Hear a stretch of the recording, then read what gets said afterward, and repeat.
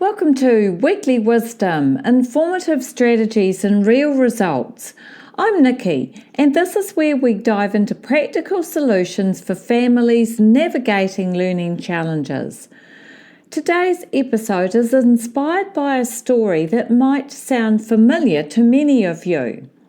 It's about a 10-year-old boy named Josh, and perfectly captures why so many bright kids slip through the cracks in the education system, especially here in New Zealand. Let me tell you about Josh. So he's 10 years old and he still couldn't read. So picture this. Whenever it was his turn to read aloud in class, you could see the panic set in.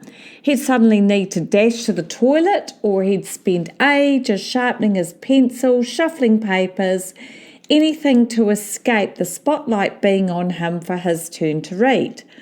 Sometimes a kind friend would sit beside him and whisper the words to him, trying to help him get by. So what was heartbreaking about this situation? It was, on the outside, there seemed like there was nothing wrong. Josh is sporty and sparky and intelligent and knows about a whole lot of other stuff. But inside, he was battling a lot of embarrassment with this overwhelming fear of losing face in front of his peers when he was reading. So, you know what? Kids are absolute masters at hiding what they can't do because they don't want to look dumb. They desperately don't want to disappoint the adults in their lives, but the cost here is huge. Every single time they cover up their struggles, they slip further and further behind. And worse, they start believing they're just not good at this, or just can't do this, or are just not smart enough. When I started working with Josh, everything changed for him though. For the first time in his life, he was given some tools that actually made sense to the way his brain works. Bit by bit, those letters stopped being a jumble for him and began to come together as I showed him a different method rather than trying to sound out. And I'll never forget the day it finally clicked for him. The look of absolute pride on his face when he realised that he wasn't silly and wasn't stupid and he could read. He just needed a different approach. This is exactly why I do what I do. Not because kids like Josh aren't trying enough, because they are. They're trying harder than anyone realises. It's because they need an approach that works for them. Now, I know many of you that are listening to this might be thinking, this sounds like my child. I know something's wrong, but I can't quite put my finger on it, or I don't even know where to start or what to do next. So that's exactly what I'm going to talk about today. If you're worried that your child is struggling with reading, writing or maths, you might be wondering, where do I go for help? Do I need a diagnosis of some sort? Should I talk to the school first or the SENCO, or do I just go straight to a specialist? And most importantly, what support actually works? So if we just start with the signs here, some signs are obvious, but others are hidden in plain sight.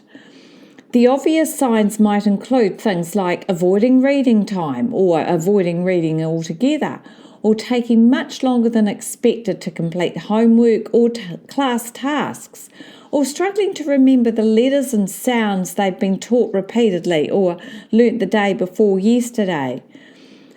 The hidden signs, however, these are the ones that often go unnoticed.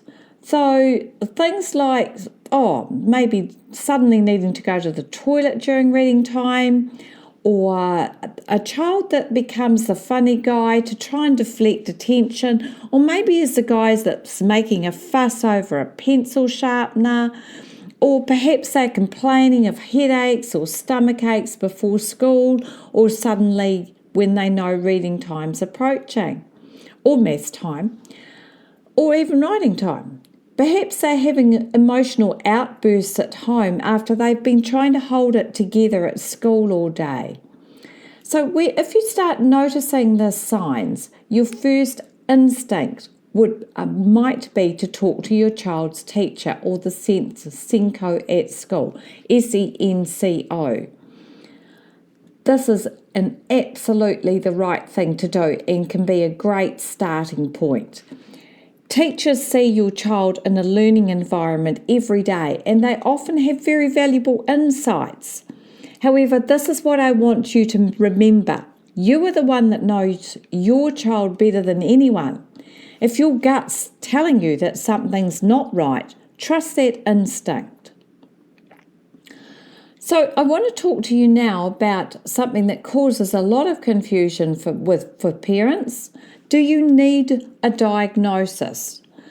The short answer is not always. So while diagnosis can be incredibly helpful for understanding your child's specific needs and accessing certain supports, it's not the only path forward.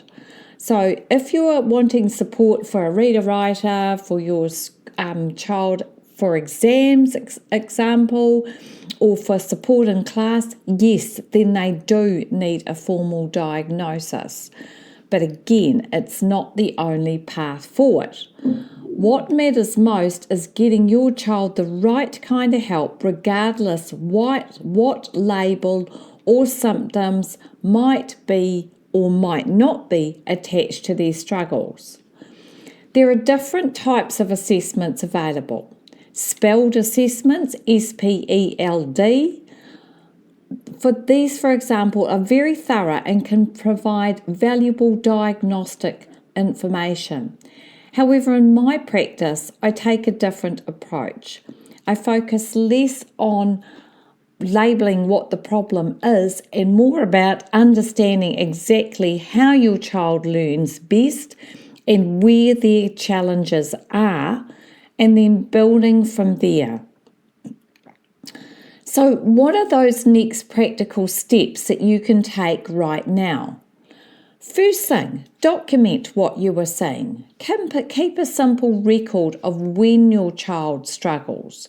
What specific areas are challenging for them? Are there any patterns that you notice? This information is invaluable whether you're talking to teachers or seeking outside help. Secondly, have an honest conversation with your child. Ask them how they're feeling about school. Ask them about reading time or homework. You might be surprised by what they share when they feel safe to be honest. Thirdly, don't wait for the perfect solution before you start helping. Even small changes in how you approach homework time or reading together can make a significant difference while you're figuring out the bigger picture. Remember, when it seems like nothing works, it might not be about adding another tool to the pile. What really helps is having a solid foundation in place, the kind that makes every other approach easier and more effective. If reading time feels like a struggle in your home, it happens to lots of families, so you're definitely not alone. However, with a few simple strategies, that reading time can shift from something stressful to something that you and your child actually enjoy together. The key is finding what works for your unique child and your unique situation. Some suggestions is just to sit down and read with your child and try not to make them sound out. So sounding out just makes it very confusing for children when they're already confused. It's just easier to tell them what the word is and move on. As we wrap up today's episode, I just want you to remember Josh's story. He wasn't lazy. He was putting in every effort he could. He's certainly not unintelligent, and he sure as hell wasn't choosing to struggle. He just needed someone to see past that surface and see where he was struggling, so we could give him the tools that matched how his brain worked, and give him a simple approach to move him forward. If you're listening to this and thinking about your own child, know that change is absolutely possible and it happens with one step at a time, with patience and understanding and the right approach. I've written more about this plus other helpful articles that you'll find on my website, dyslexiaunpuzzled.co.nz. I'll repeat that, dyslexiaunpuzzled.co.nz, if you'd like to take a look. And I would love to hear from you. Have you noticed any signs that your child is struggling? Are you confused by those signs? What questions are keeping you up at night? If there's something that you think that you'd like to ask me, please don't hesitate to send me a message. Your story might help someone else, or I can potentially answer those questions for you. Until next week, remember, every child can learn. They just need to be taught in a way that's meaningful and makes sense to them. Ngā mihi nui. This has been Weekly Wisdom, Informative Strategies and Real Results. I'm Nikki, and I'll see you next week with more practical tools for supporting the learners in your life.